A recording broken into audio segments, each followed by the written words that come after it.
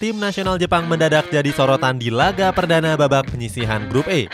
Pada laga itu, skuad Samurai Biru mampu mengalahkan tim unggulan sekelas Jerman.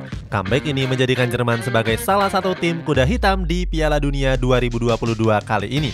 Cetak Gol coba merangkum comeback dramatis tim nasional Jepang sebagai berikut.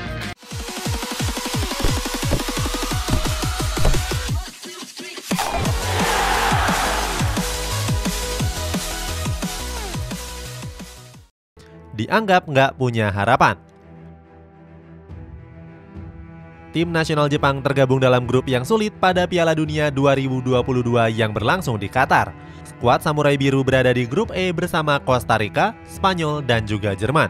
Dari grup tersebut, Spanyol dan Jerman sudah tentu lebih diunggulkan untuk lolos. Selain punya skuad yang mentereng, mereka juga pernah mengangkat trofi juara di Piala Dunia. Hal ini tentunya jadi tantangan tersendiri bagi skuad Samurai Biru. Apalagi di laga perdananya mereka sudah dihadapkan dengan ujian yang berat dengan langsung menghadapi Jerman. Seperti kita tahu, skuad Der Panzer sendiri pernah menjuarai Piala Dunia Brazil di tahun 2014. Selain tampil sebagai tim juara, Jerman juga datang sebagai tim yang diunggulkan. Sebab banyak pemain mereka yang mentas di kompetisi kasta tertinggi Eropa. Walaupun tergabung dalam grup yang sulit, tapi kapten yakni Maya Yoshida tetap merasa optimis. Bek tengah yang bermain di Liga Jerman ini yakin kalau Jepang akan menemui keberuntungannya. Namun dia juga memperingatkan kepada rekan satu timnya untuk tetap fokus dan terus berjuang. Sementara itu, pelatih tim nasional Jepang yakni Hajime Moriyasu juga punya target yang besar di Piala Dunia kali ini. Pelatih berusia 54 tahun itu menargetkan anak asuhnya untuk lolos ke babak perempat final. Demi mencapai target tersebut, Moriyasu sudah menganalisis setiap lawan yang akan dihadapinya secara detail. Dia pun meminta para pemainnya untuk bisa berusaha sebaik mungkin. Pemain yang kurang menggigit. Tim nasional Jepang punya sederet pemain yang berkualitas yang menghuni di berbagai sektor. Gak heran sejumlah pemain mereka banyak direkrut oleh berbagai klub top Eropa. Mulai dari Maya Yoshida dari FC Schalke, Takehiro Tomiyasu dari Arsenal, Takumi Minamino dari AS Monaco, sampai Takefusa Kubo yang kini memperkuat Real Sociedad. Walaupun bermain di kompetisi Eropa, para pemain tersebut jarang menjadi pilihan utama. Mirisnya lagi, beberapa dari mereka harus tersisih dan terbuang dari klubnya sendiri. Sebagai contoh, ada Takefusa Kubo yang dilepas oleh Real Madrid pada musim panas yang lalu. Sepanjang karirnya berseragam El Real, Kubo memang lebih sering dipinjamkan di berbagai klub. Selain Kubo, ada pemain yang kini membela AS Monaco yakni Takumi Minamino.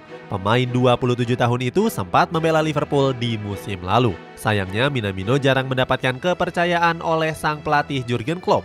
Selanjutnya ada Takehiro Tomiyasu yang di musim ini banyak melewatkan pertandingan karena alami cedera. Selain itu, Tomiyasu juga dikabarkan belum fit sepenuhnya di perhelatan Piala Dunia kali ini. Terakhir ada sang kapten yakni Maya Yoshida yang sudah nggak berusia muda lagi. Padahal sebelumnya Yoshida sudah lama nggak memperkuat skuad Samurai Biru. Salah satu pemain Jepang yakni Yuto Nagatomo memberikan komentar sebelum laga kontra Jerman. Nagatomo menyebut kalau negaranya punya keuntungan tersendiri. Pasalnya ada 8 pemain mereka yang saat ini bermain di kompetisi Bundesliga. Comeback secara dramatis. Walaupun tampil menghadapi tim unggulan, timnas Jepang berhasil tampil luar biasa di laga kemarin malam. Pasalnya skuad Samurai Biru berhasil comeback atas Jerman dengan skor 1-2. Takefusa Kubo dan kawan-kawan sempat tertinggal lebih dulu lewat penalti dari Ilkay Gundogan di menit ke-33. Di babak kedua mereka bangkit dengan berhasil mencetak 2 gol sekaligus. 2 gol itu dicetak lewat Ritsu Doan pada menit ke-75 dan Takuma Asano di menit ke-83. Di laga ini Asano yang mencetak 1 gol seakan mampu membuktikan kualitasnya di atas lapangan. Padahal sebelumnya Asano sempat mendapatkan ejekan dari Antonio Rudiger. Saat itu Rudiger terlihat menunjukkan gestur yang dianggap nggak respect. Asano pun membalaskan dendamnya tersebut di menit-menit akhir pertandingan. Saat itu dia mencetak gol penentu dan jadi aktor kemenangan tim nasional Jepang. Kekalahan ini juga menjadi pukulan telak bagi tim nasional Jerman.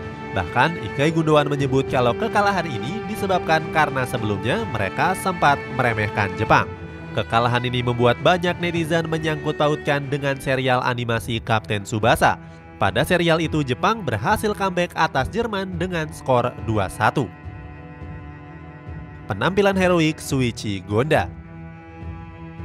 Kemenangan Jepang atas Jerman ini salah satunya disebabkan oleh penampilan apik sang penjaga gawang Shuichi Gonda. Kiper Shimizu ini berhasil membuat beberapa penyelamatan yang cukup gila. Dalam kesempatan tersebut, dia bahkan membuat 4 penyelamatan dalam 20 detik. Pertama, saat menggagalkan peluang dari pemain Jerman yakni Jonas Hofmann. Berikutnya, mampu menghalau 3 tembakan beruntun yang dilepaskan oleh Serge Gnabry. Gak cuma itu, Gonda juga mencatatkan statistik yang mencengangkan. Di laga tersebut, kiper yang sudah berusia 33 tahun ini berhasil membuat 2 sapuan dan memenangkan 1 duel udara. Berbagai penyelamatan itu membuat Gonda dinobatkan sebagai Man of the Match. Sayangnya, penampilan Gonda ini cukup berbeda jauh saat membela klub Shimizu. Walaupun kerap tampil, tapi Gonda justru mencatatkan statistik yang sangat buruk. Terbukti di kompetisi J-League musim ini, Gonda sudah bobol sebanyak 49 kali. Mirisnya lagi, dia cuma bisa mencatatkan 7 clean sheet saja dari 33 pertandingan. Hasilnya, Shimizu pun dipastikan terdegradasi dari kompetisi J-League di musim depan. Mereka cuma berhasil finish di peringkat 17 klasemen dengan mengumpulkan 33 poin. Jadi seluruh pemain timnas Jerman gak mampu menjebol kiper dari tim degradasi J-League kecuali lewat titik penalti. Karma Jerman gak hormati aturan.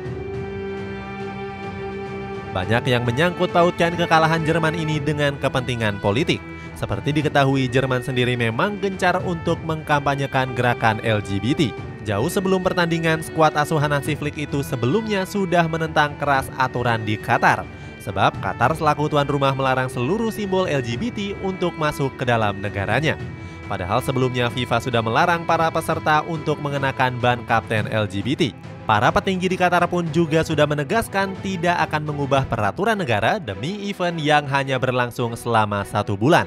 Akhirnya untuk sama-sama enak, FIFA pun sudah merilis berbagai ban kapten khusus yang bisa digunakan untuk seluruh negara. Namun larangan itu nggak membuat Jerman bisa mematuhi aturan. Sebelum laga menghadapi Jepang, seluruh pemain Der Panzer kompak melakukan aksi tutup mulut mereka. Menurut laporan resmi dari DFB Team, aksi tersebut mereka lakukan sebagai bentuk protes. Mereka menyebut kalau aksi itu dilakukan untuk menghormati nilai keberagaman. Selain itu, DFB juga menilai kalau menolak LGBT sama saja merampas kebebasan bersuara. Mirisnya lagi, Manuel Neuer juga kedapatan menyembunyikan ban kapten pelangi. Asisten wasit yang mengetahui hal itu memaksa Neuer untuk segera melepas ban kapten tersebut. Selain dari para pemain, reporter mereka pun juga turut menyuarakan kampanye LGBT di Qatar.